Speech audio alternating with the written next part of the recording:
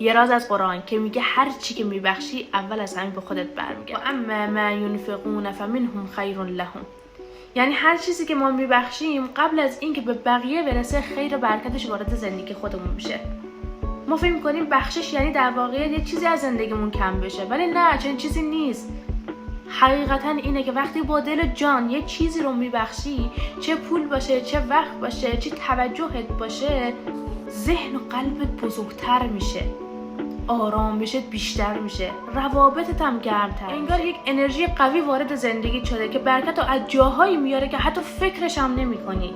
مثل وقتی که برای یک نفر میذاری یا براش یک کار کوچیکی میکنی، بعدش احساس کنی سبکتری و همچنین خوشحالتر. این همون خیر بخششیه که خداوند وعدش داده بود. اگه دوست داری هر هفته آیه ها رو مرور کنیم تا روح و زندگیمون رو قوی تر کنیم، سابسکرایب کن. ما اینجاییم که با هم دیگه قوی شیم.